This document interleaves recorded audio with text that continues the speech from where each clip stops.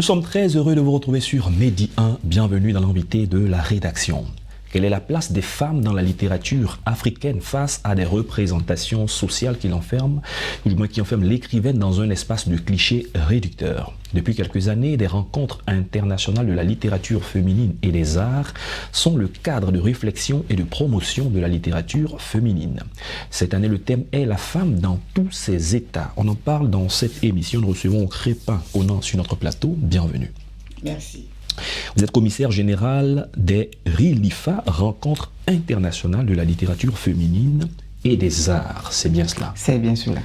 Alors avec vous, nous allons parler de ces rencontres, de leur importance, de leur impact. Alors, première question, les objectifs de ces rencontres. D'accord, donc notre premier objectif en initiant ce salon du livre ou cette rencontre RILIFA, c'est de montrer quand même tout le pouvoir de créativité que la femme a.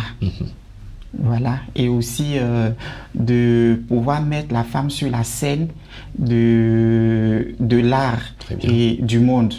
Voilà, parce que la plupart du temps, les gens associent la femme artiste aussi à plein de choses qui ne sont pas vraies. Donc, nous, ici, c'est pour montrer que la femme a de la valeur.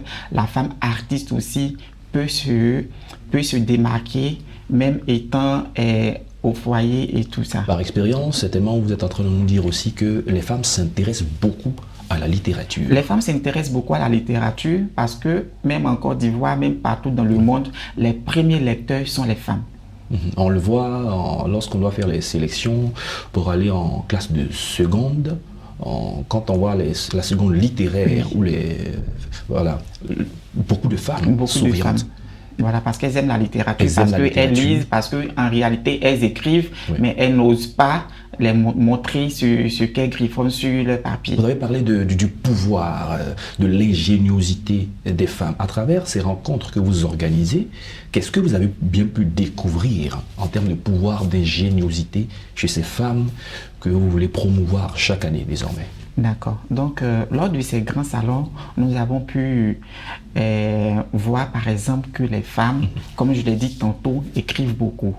Et même les jeunes filles, même quand on fait les formations, ceux qui viennent nous affirment cela. On a même vu en Côte d'Ivoire des jeunes écrivaines. Oui, on a des jeunes écrivaines, on a des jeunes écrivains aussi, et on a de jeunes lectrices.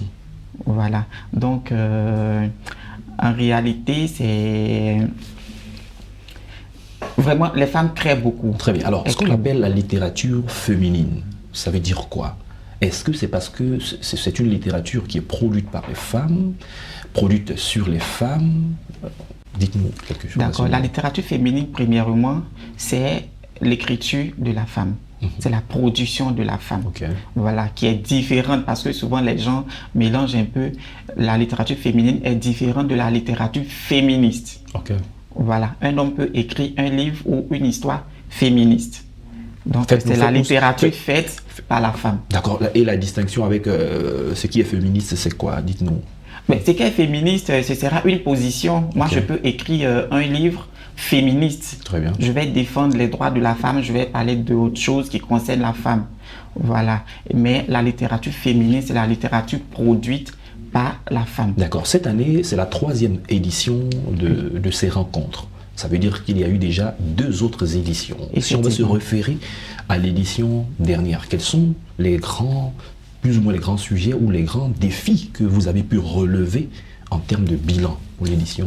D'accord. En termes de bilan ou en termes de défis, franchement, l'année dernière, on a eu plein de débats, plein de panels et nous avons invité aussi des personnalités du monde littéraire ou de la littérature féminine telles que Madame Nobel Zézé qui est journaliste et Constance Komara, Asita Sidibé, Lady S ou Aïssatou Dieng qui est venue aussi du Sénégal. Donc nous avons débattu de toutes les questions qui concernent la femme africaine, qui concernent la femme artiste.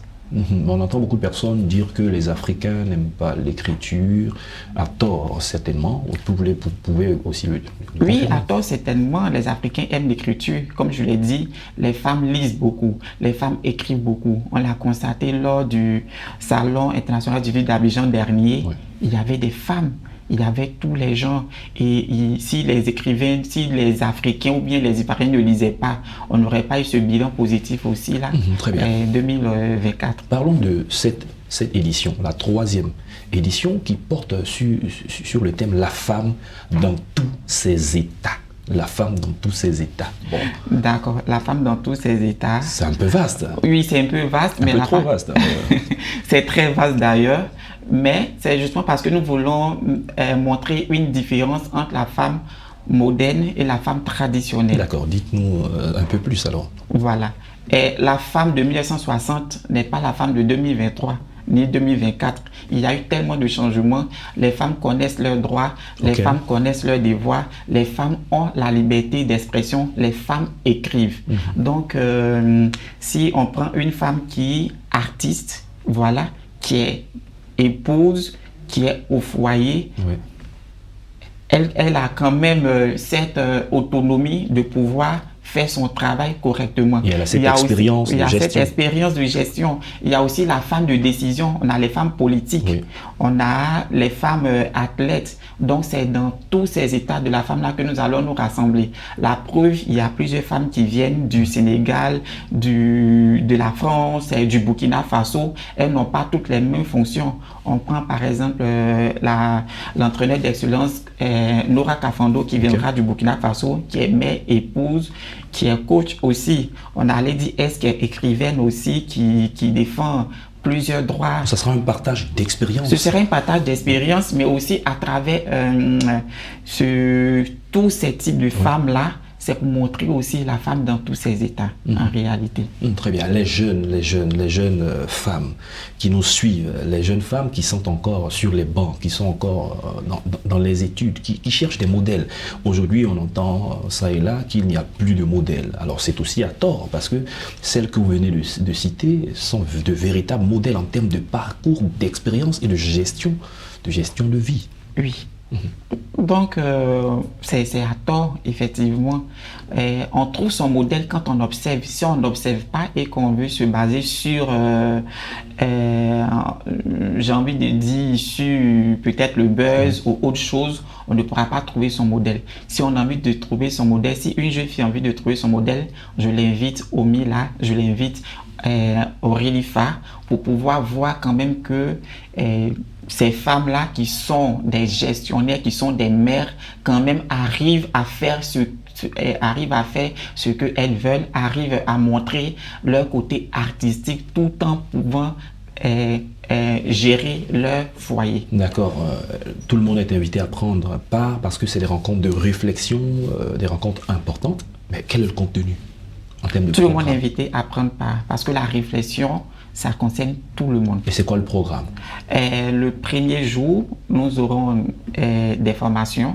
Voilà, on aura une formation sur le thème Oser briller qui sera donnée par des jeunes filles dans les centres de formation et avec Nora Kafando qui viendra du Burkina Faso. Oser briller. Pourquoi oser briller? Oser briller parce qu'on a du talent, On mais brille, on ne brille n'ose pas. On a du talent, mais on n'ose pas le démontrer. Ok. Donc, il faudrait quelqu'un qui puisse stimuler cela Et à accepter travers une de formation présenter. pour que nous-mêmes, on puisse connaître nos valeurs et arriver à briller. Très bien. Un autre sujet ou ce qui est prévu au programme? On aura un autre thème intitulé « On ne naît pas femme, on le devient ». Ça encore, ça pourra faire Ça pourra aussi faire des débats. l'objet d'une autre émission, effectivement. Alors, au-delà de tous ces différents sujets de débat et d'échange, il y a certainement une autre particularité. Peut-être des formations, peut-être des Oui, on a des distinctions. formations, on a des expositions. Ok. Voilà, parce que toutes ces femmes-là, celles qui sont écrivaines pourront exposer leurs ouvrages. Très bien. On aura des cafés littéraires. On aura aussi des distinctions. On aura 2 distinctions. La première distinction, ce sera le prix Relifa des lettres. Ok. Voilà, qui sera attribué à une femme qui a un livre, qui ose briser les codes, qui ose parler des droits de la femme, qui va au-delà de ce que nous avons pour habitude de voir. Qui ose briller. Qui ose briller. L'année dernière, c'était Assita Sidibé, voilà, écrivaine ivoirienne qui a remporté ce prix-là. Et qui n'est pas née femme, qui l'est devenue. Pour être Qui est une femme, qui est une maman, qui est une femme au foyer, qui fait beaucoup pour la vie de Grand Bassam en matière de littérature, qui fait beaucoup pour les écrivains aussi en Côte d'Ivoire. On a le Grand Prix Rilifa. Très bien. Voilà, donc ce prix-là va reconnaître une femme de talent, artiste. Voilà, qui touche un peu à tout. Ça peut être une écrivaine, ça peut être une coach, ça peut être une journaliste et tout ça, pourvu qu'elle soit artiste. Et l'année dernière, c'était l'écrivaine ivoirienne Constance Komara qui a remporté ce prix. Et son talent n'est plus à démontrer. Très bien, nous prendrons rendez-vous donc à ces rencontres internationales de littérature féminine et des arts pour en savoir davantage. Merci Crépin Conan, merci d'être passé sur notre plateau. Vous êtes commissaire général des RILIFA. C'est la fin de cette émission. Merci à tous de l'avoir suivi. Bonne suite de nos programmes sur Média 1.